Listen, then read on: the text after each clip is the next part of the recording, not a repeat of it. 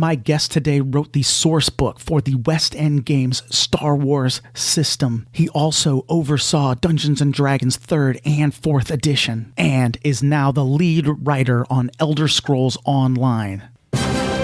Welcome to DiceGeeks.com Tabletop RPG Show. Level up your RPG campaigns by filling yourself with stories and knowledge. Explore topics from archaeology to film history to writing to literature and much, much more. This is DiceGeeks.com Tabletop RPG Show. Welcome to the show. My name is Matt and I am your host. This is the DiceGeeks.com Tabletop RPG Show. This is the podcast where we learn how to become better game masters and better role players by filling ourselves with stories and knowledge.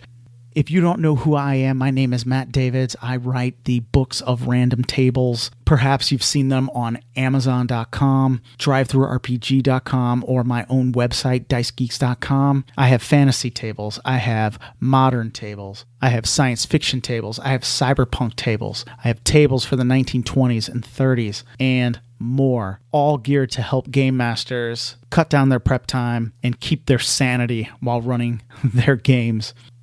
Now, guys, I have to apologize about this interview today. I totally geeked out. While Dungeons & Dragons was the first role-playing game that I ever play, and I love it to death, there was kind of a dark time in kind of the late 80s and then into the 90s when it was very difficult for me to find anybody to play Dungeons & Dragons, or I guess it would be AD&D back then, and it was just very difficult for me to find anybody who wanted to play. The books were a little out of my budget at the time since I was a teenager. I got to play a few times, but just whenever we'd schedule something, it would just always fall through, and it was a big ordeal because it took so long to make a character, and it took so long to play a session. But something changed in the fall of 1987 when West End Games put out the Star Wars role-playing game. I bought that and I played that, and it was incredible. And I was able to explain the rules to my friends very quickly, and we were able to make characters very quickly. It just became my outlet to be able to practice this hobby of role-playing games. And my guest today was instrumental in putting that system together, and as you will see, he has gone on to great things as well. So I apologize, guys. I was geeking out hard on this one. But hey, let's just get into the interview because it's awesome. My guest today has been involved in the tabletop role-playing game industry as well as the video game industry. He has worked on properties from West End Games Star Wars to Dungeons & Dragons to the Elder Scrolls Online. Bill Slavicsek. Bill, welcome to the show. Thanks for having me. Oh, it is my pleasure. Could you just start off, maybe tell us how you were introduced first to tabletop role-playing games? Well, when I started playing tabletop games, there were no role-playing games. My gaming group when I was a young teenager was board games. We played Risk, we played Monopoly. We found Cosmic Encounter when that arrived. And we made up our own board games. I made up a war game with little Airfax miniatures. They were little World War II soldiers from England. We pasted them to 1-inch square cardboard squares, and I made a big game that we could play on the floor. And that's the kind of stuff we did until, I guess it was like 1976 or so when we were at a place in New York City called Polk's Hobby Shop. And we were looking for more pieces for that war game I was talking about. And that's when I first discovered the Dungeons & Dragons game. I'm not sure if I found a box or one of the books first, but after that, it all just fell into place. Since I was the guy that always read the rules for the board games, I became the dungeon master, and I've been that more or less ever since. So from playing then, how did it become your career? Well, let's see. So I actually started out wanting to be a comic book artist. I went to the High School of Art and Design in Manhattan and studied cartooning and animation. But when it was time to go to college, it turns out that the art schools are basically all about art, and they really don't go into other subjects very much. And I wasn't sure I wanted to do that. And I learned along the way, that I was a pretty good writer, English AP and things like that, brought that on. So I went to college to become a journalist. And somewhere along the way, I kept playing the games. And eventually I answered a blind ad in the New York Times for a game editor. Turned out to be for West End Games in Manhattan at the time. And I got the job and became an editor. And shortly after that, I became a game designer as well. And that's where my career began to take off. I'm just trying to get my head around the fact that you answered a blind ad. I did. That is incredible. It was a wonderful stroke of luck. One of the first things they wanted me to do for part of the test was to do a game review of a board game. And I reviewed a game at the time called Wabbit Wampage, an old tabletop game that was kind of based upon the Warner Brothers cartoons, but without having a license. I guess they liked the review because I got the job. Then you were at West End Games, and of course, West End Games had their hand in some kind of really, I guess now that have become some very classic games like Ghostbusters and Paranoia. When I joined West End, they were still more or less a board game company transitioning into a role-playing game company. Okay. They had published Paranoia, first edition, role-playing game, and they were just about to publish the Ghostbusters RPG when I got there. I remember helping to proof some of the galleys coming through the system. And then near the end of my first year with the company, we found out that we had gotten the Star Wars license. It was a big secret, and that really turned us into a full-on role-playing game company. I had definitely wanted to ask you some questions about the Star Wars game because I think I would have been about 14 or so. And I have in front of me sitting here my first printing, November 1987, the Star Wars source book. You know, I was introduced to Dungeons and Dragons when I was like 9, but it was really hard to find anybody to play Dungeons and Dragons because there was a lot of investment.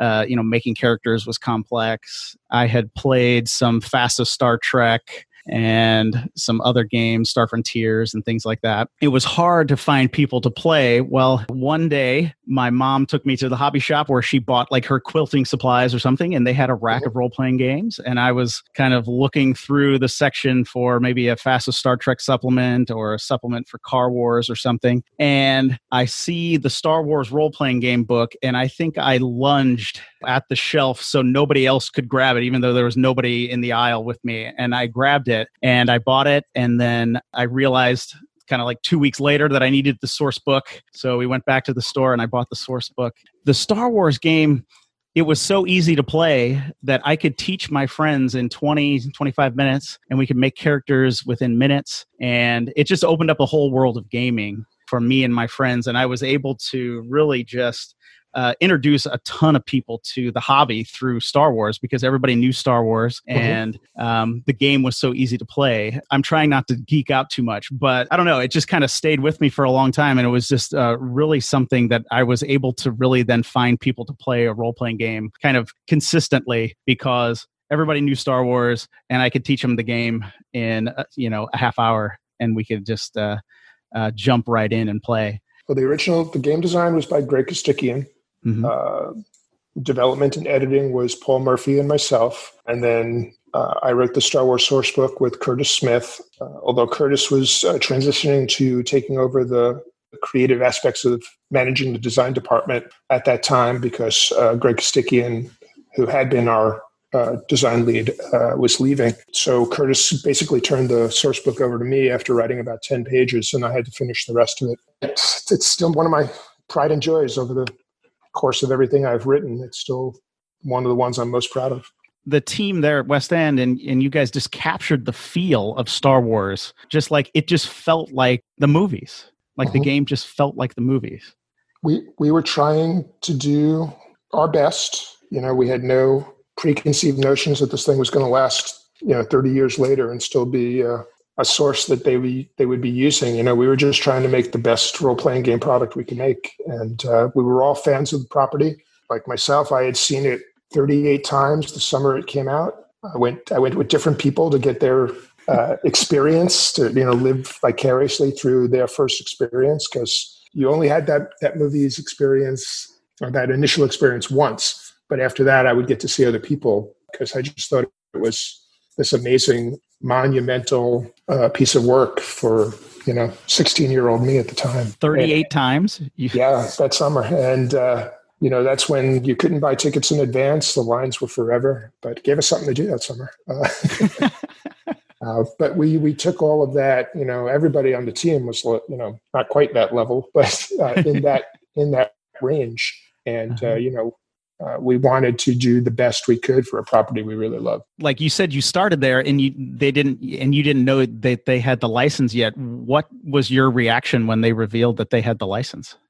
Surprise, shock, excitement.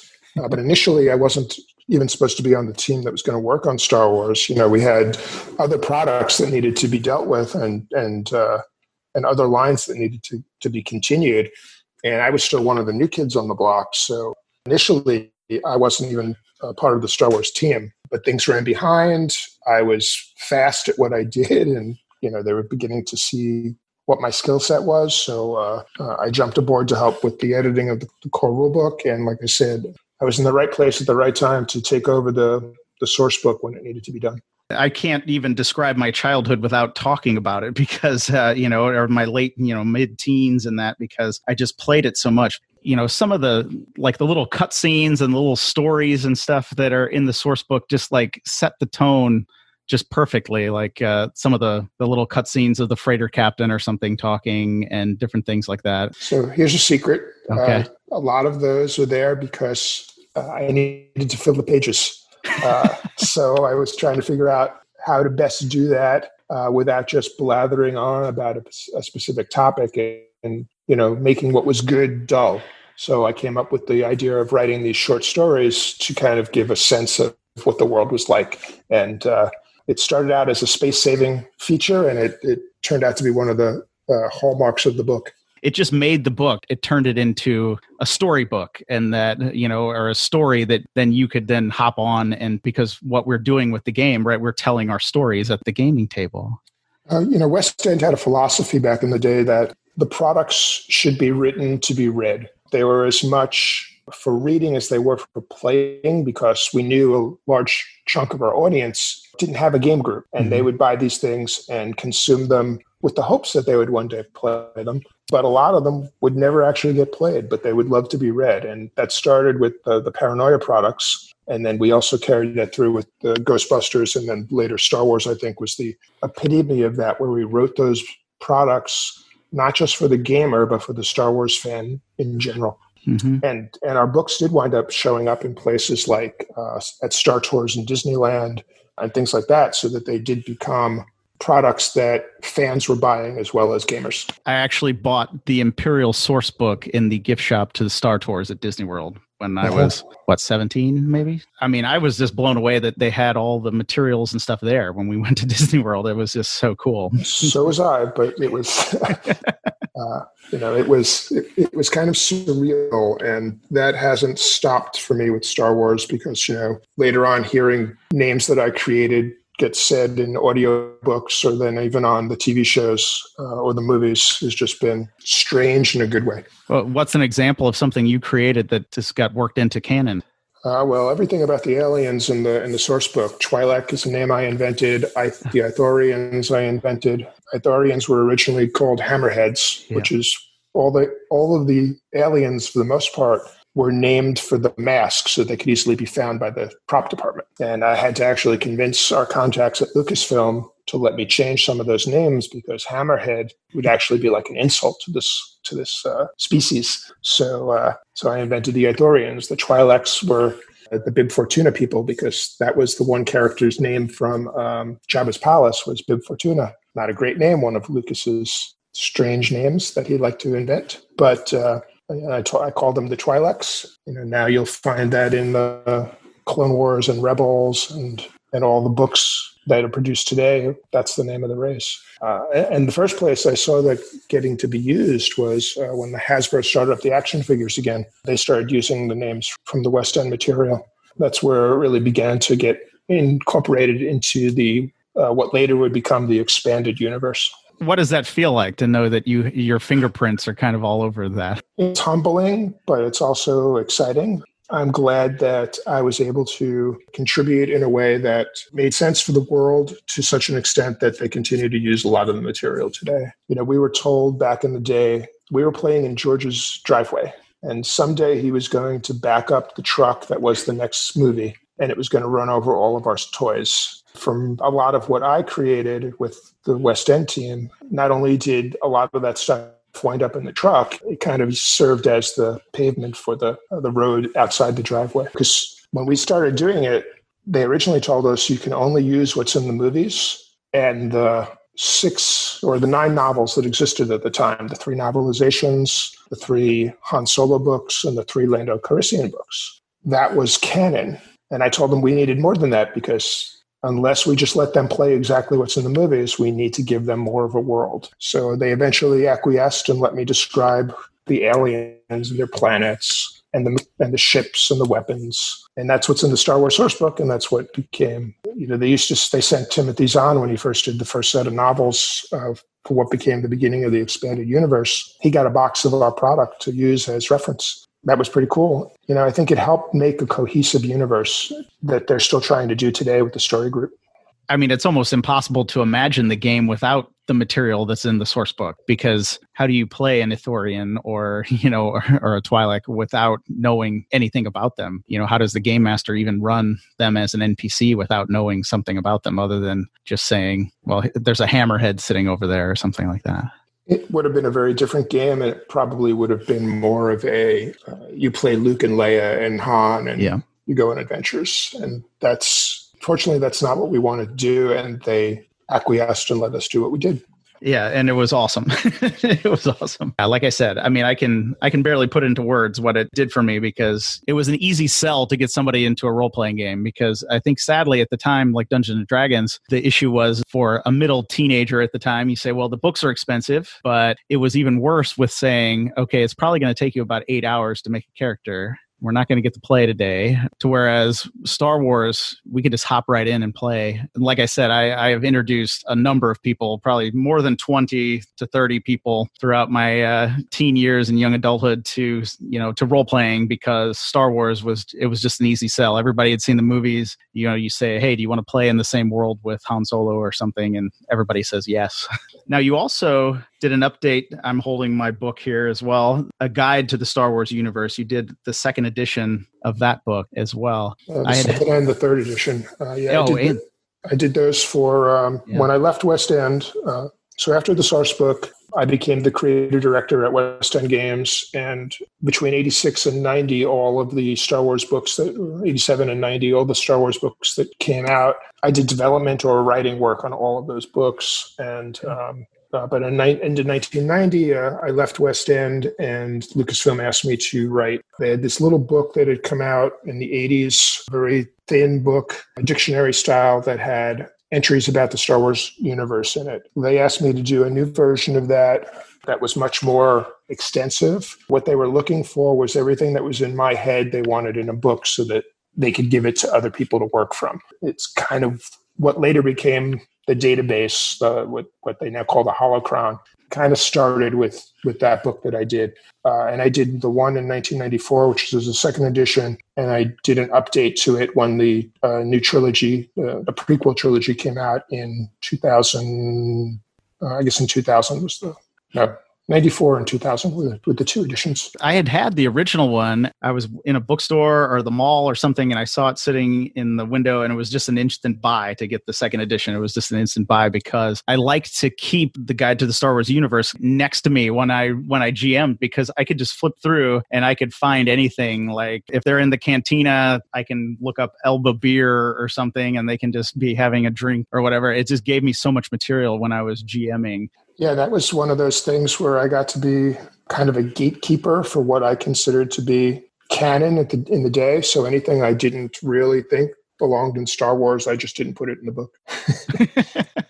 Well, Star Wars has a really different, the world has a certain feel. And when I was at West End, they also had the Star Trek lessons. And the first series of ads that they wrote read more like Star Trek to me than they did Star Wars. And I think that's when they noticed that I should be working on a project, is when I gave them that feedback and recrafted those ads to make them more, I like to call it whoosh. Star Wars goes whoosh.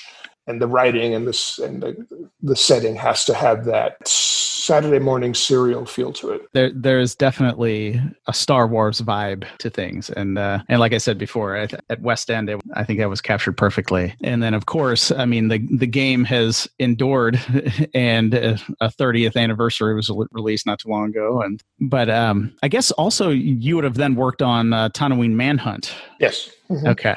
That was the first adventure we released after there's one adventure in the back of the role-playing game that I worked on as well, Rebel Breakout, which was kind of our introductory adventure. Tatooine Manhunt was written by myself and Daniel Greenberg, and he was a freelancer for the company who provided the initial draft. But we had changed, the rules were in flux while he was writing, and we had changed a lot of information on the presentation of how we were going to do the adventures. That was part of what I was working on. So it all came together in Tatooine Manhunt, which also included for us something brand new, the big poster map. One side was the cantina, the other side was Mos Eisley. So we put a lot of production value into those early products. I have that as well, and the map is phenomenal, and I have been able to use the map so much when I was a teenager. I can't tell you how many times my party blew up the cantina or whatever, but it just provided.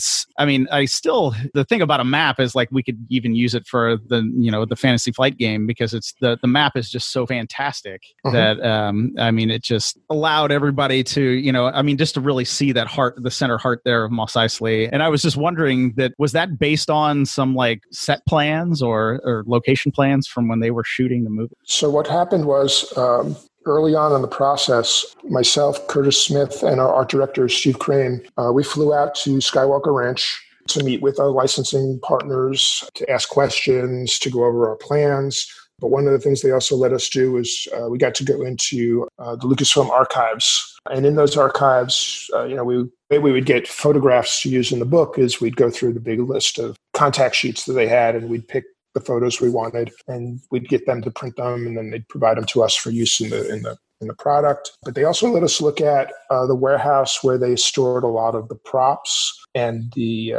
all the maps for the set plans. So the cantina itself came from a set plan map. Mos Eisley, we had to kind of jury rig from a partial set plan map, and then just watching the movie over and over and over and over to figure out where they were turning and what was in each scene. So that was kind of a complicated effort to pull that off, because they didn't really have just a full-on map of the city. We kind of created that using what we saw in the movie and the couple of set plans that they did have. But a couple of things like that. There's also a Rebel base in the source book that's based on the set plans for the base on Hoth. Yeah, we got to look at a bunch of things like that when we were working on the product. Well, I guess one thing you mentioned, like some of the art and pictures, the concept art from Ralph McQuarrie is, it's just spectacular. And it just talk about setting the tone and the feel for some of the books. Being able to incorporate that was just amazing. Yeah, and we got to use stuff that had been concepted for something that never got used in the movies and turn that into something new. A number of the ships and things that we came up with were invented that way. Yeah. Like the Interdictor Cruiser was an alternate version of a Star Destroyer with these great big domes on it that was never utilized. So Greg Gordon and I said, what can we do with this? And he came up with the Interdictor Cruiser idea, which has now appeared prominently in both Rebels and the Clone Wars cartoons. You went on to TSR, is that correct? Yeah, after I left West End, I freelanced for a couple of years. I did that Star Wars book that we talked about, and I did a number of products for a number of companies, but I did a lot of work for TSR. When they had an opening for a designer, they called me up and brought me in, and I started working there in January of 1993. And then you had your hand in probably so many Dungeons & Dragons products, it would be hard to even talk about that. I worked on the Dark Sun line, the Ravenloft line, the Planescape line. I did the Council of Worms box set, which was all about how to play dragons as player characters. Yeah. As we were nearing the end of TSR's life cycle, I worked with Rich Baker to create the Alternity science fiction role-playing game. That was right around the time that TSR was collapsing and Wizards of the Coast came to the rescue and purchased the company and moved a bunch of the staff out to Seattle. Then you continued working for them, right? I did. And actually, shortly after we were brought out there, they made me the director of R&D for role-playing games. So I kind of led the creative direction of the Dungeons & Dragons brand for 14 years, from the end of second edition through third edition, fourth edition, and the very, very beginnings of what would become fifth edition. And during that time, we created the D&D miniatures. We got the Star Wars license at Wizards, and we brought that into the D20 system. I created D20 Modern. We did Star Wars miniatures, the board games, the first board games we were doing. That was all under my tenure as director. If you're starting to look at designing a new game, what are the big questions that you kind of ask yourself maybe when you started working on Alternity? Well, you try to figure out what actually it is you want to build, what kind of game, what's the complexity level you're going for? Is it going to be realistic or cinematic? I tend toward the cinematic, I think basically because of my initial days at West End Games. I also tend toward simpler rules than complex rules, although sometimes that's harder to create or to build than complex is. Who's your audience? What's your product line going to look like? Where do you want to be after the first year? Those are all the kind of things that go into the planning of the product line. And then for the design itself, you set up a couple of goals and then you start building toward them and playtest. Nothing gets through the system without making sure it actually feels good when you roll the dice and sit at the table. For someone like me who's played, for so many years, decades, I self-publish some like help books and stuff for game masters and stuff now, but it's just like, I think the industry is kind of still just a mystery to me and just seeing actually how things are handled in the industry. I just find it kind of fascinating. And it's, it's a little different everywhere and everybody has a slightly different approach. Mine is always, let's build the best thing we possibly can for the biggest fan base. The more complex you get, the smaller your fan base is going to be, as you were mentioning earlier. There's a place for those kind of games, but personally, I prefer the broader net. So what was it like then working on Star Wars then for like the D20 system? It was very different because when we did the West End game, we were the only game in town, so to speak. There were no other licenses at the time. Yeah. The Marvel comic had just ended. There was no novel license. Kenner had just stopped producing the toys. Yeah. So other than Star Tours at Disney World or Disneyland, they had nothing else in the pipeline. So we kind of had a lot of time with the licensed people, which was great. And we had nothing like this had ever been done before. So we were trailblazing new ground, and that was very exciting. I mean, this is all looking back. We didn't think about it in these terms at the time. We were just trying to make a good game. But when we did the D20 version, at that point, there was a ton of Star Wars licenses, and they were a lot bigger than we were. So, we weren't the ones introducing what a new race was anymore, because that was being done by DK Books or the novels or a computer game or something. So we were very much more just laying out everything so you could play it at the table. So it's very different mindset and a different approach to the products. And while I'm very happy with what we did, it was not as exciting and innovative as the original game. But it's just like the original movie, nothing will ever beat A New Hope for just sheer it wasn't even called A New Hope when I first saw it, for sheer excitement and innovation. And I was going to say, I think you touched on a little something there. There was a period in Star Wars fandom where the West End game kind of kept it alive. Yeah. Well, like I said, we were the only thing around. And I think we kind of showed Lucasfilm Licensing that there was still life in their property. I remember I was still working for Marvel Age magazine at the time. I was doing freelance articles for their fan magazine. Mm-hmm. And I told them that we had just gotten a license, and they're like, "What? We just got rid of that. That's dead." I said, "Well, thanks, but we're going to give it a shot, and we're going to see what happens." And it was the right thing to do. And like I said, I'm still very proud of those products. Yeah, and you should be. You should be. They're fantastic. Well, I guess just to bring things up to modern day, what are you working on now? So in 2012, I joined the writing team for Elder Scrolls Online. It is the MMO version of the Elder Scrolls single-player games, which were like Oblivion, Morrowind, Skyrim. Mm-hmm. We are set about 1,000 years before the Skyrim game, and we produce 4 releases every year that expand our world. The new one, Greymoor, is about to come out, which is in Western Skyrim, and I became the lead writer for the game in 2018, working on that since the inception of the game until now. Just for somebody who doesn't know the industry at all, I guess, could you describe maybe a little bit what a lead writer would be doing? Sure. So, like I said, we are a persistent world where you can play by yourself or with your friends and just run around and do adventures in the world. As the lead writer, I help the zone leads and the creative directors come up with our basic story every year. We do a year-long story that we have since the Elsewhere expansion, where we kind of set the goalposts for what the story is going to accomplish, and then I oversee the writing team as we actually write the dialogue that goes into the game. Our game is fully voiced, so we're talking like 4,000 to 6,000 lines of dialogue every release. Do you record the dialogue as well, or? We work with the audio team that does that. We provide notes and we sit in on recordings of at least the major characters so that we can be there to answer questions, help give direction, and if necessary, to be there to rewrite lines if they're having a problem. You have to make it as easy for the actors to perform as possible to get the best performance out of them. Yeah, that's phenomenal. It's different than what I did on tabletop, but in a lot of ways it's also similar because I'm still dealing with stories that I don't know who the protagonists are.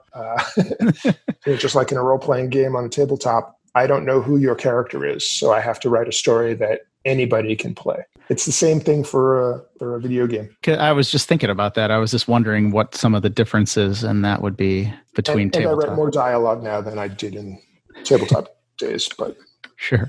It's fun. Sure. I can only imagine. What made you want to kind of move into video games? New challenge. And after 14 years of leading the Dungeons & Dragons property, kind of both decided it was time for a change over there, and new opportunities came along. Zeb Cook, who used to work with me at TSR back in the day, you'll know him from a lot of the second edition products. He was at ZeniMax Online, and he asked me if I wanted to come out there and work with him. And here we are, 8 years later. It's been fun. Like I said, I'm still geeking out over the whole Star Wars thing, but I did play Skyrim, and that was a phenomenal game. Sadly, I haven't played Elder Scrolls Online. Our game is a little different than the single-player game. Our stories, I think, are a little more intricate, a little more complex than the single-player game. It's just our game style is slightly different, even though it's the same world. But we've gotten a lot of accolades on our storytelling and our writing, so I'm pretty happy with that. I recommend if you ever have the chance to do one of our free weekends and just check it out. Yeah, I will try. If I can maybe get the kids to go to sleep or something, I'll see what I can do. I was just going to kind of ask, do you play tabletops? Do you get to play tabletops any longer? Oh, yeah. We have a weekly game. I was running it for a while. I was running a 5e game. We were doing the Dungeon of the Mad Mage. Okay. But right now we just finished a short Ravenloft session with another one of our colleagues who's a DM. And, now that we are working from home and socially distancing, we've been playing online, and it's actually been working pretty well. So, yes, we play constantly. I still go to cons every once in a while and run stuff. I've even run a 5e version of a Star Wars game. I updated the D6 system because, we wrote that 30 years ago and it needed some attention to make it a little more up to modern standards. So I just ran that at a con earlier this year. Obviously, a lot of people who listen to the podcast run games. Do you have like one key piece of advice for a game master? It's your group story. It's not your story. Go where the group takes you and everyone will have a great time, including you. Are you working on anything else besides Elder Scrolls? No, that keeps me pretty busy. Pretty busy. That's my full-time job these days. I mean, I do things on my own for fun, like I just said, the different games that I'll put together just for fun. But I did contribute a little bit to the new version of Torg and to the new Alternity that was published, as a lot of my old games seem to be coming back to life without my help, by the way, which is great. They had an amazing Kickstarter, if I'm recalling correctly. For Torg, yes. For Torg. Torg Eternity, yeah. So I've written a couple of short adventures just to help them out and keep my hand in it. If somebody wants to learn more about you or your work, Bill, where can they go to check that out? My website is billslavicsek.com. That has a list of everything I have done to date. I'm on Twitter at Slavicsek. Slavicsek. Those are the two best places to find me. A couple of years ago, I did write, for the 30th anniversary of Star Wars role-playing game, I did write a book called Defining a Galaxy, which was all about the creation of the Star Wars game and the Star Wars source book. And you can find that on Amazon or DriveThruRPG. Fantastic. I don't think I knew about that one, so I'm going to have to go probably buy that right now. What I will do is I will make sure that I will put links to your website and to your Twitter and to some of your books in the show notes for this episode at dicegeeks.com. So anybody listening can head over to dicegeeks.com and check those out and see what you are up to. Well, Bill, I mean, it was just an absolute privilege to get to talk to you today. So thank you so much for being on the show. Oh, hey, pleasure was mine. Thank you so much. Oh my goodness. There you have it, guys. I really just hope you enjoyed this interview with Bill today as much as I did. Like I said, I apologize. I was kind of losing it there towards the end because I was just geeking out so hard. I mean, seriously, guys, this was a fantastic interview, and I just thank Bill so much for coming on to the show. Now, as I mentioned in the show notes for this episode, I have provided links to some of the games and the different books that Bill has worked on or written. I put some links to Star Wars, the West End Games books, so you can check those out. There's a 30th anniversary edition out that you can check out. Also, I have linked up some of his Dungeons and Dragons titles that you can check those out. And I provided links to Elder Scrolls Online, so you can check that out as well, since he is the lead writer on that. Oh, and his book, Defining a Galaxy, which is the story behind Star Wars West End Games. I put a link to that book in the show notes as well. I just instantly bought that. As I'm recording this, I don't have it yet because the shipping, I guess, is delayed because of the coronavirus situation and all of that. But as soon as I get that, I am definitely looking forward to diving into that book. So I've linked that book up too. So you can go to dicegeeks.com. Just look for the show notes for this episode, and you will find all of those links there. If you want some free stuff, head over to dicegeeks.com/free. You'll get 10 free dungeon maps. You'll never miss an episode of this show, and you'll get an email update from me every Friday telling you what I am up to and what products and what new books that I am working on, so you can cut down your Game Master prep time. Now, guys, if you want to support the show in some way, I have a Patreon. It's patreon.com/dicegeeks. You can check that out. You can also leave a review. You rate the show. You can share it with your friends. You can drop me an email. My email address is just matt@dicegeeks.com. You can drop me a line and let me know that you enjoy the show. Any of those things would be greatly appreciated. Now, guys, I thank you so much for listening to the show today. And until next time, keep gaming.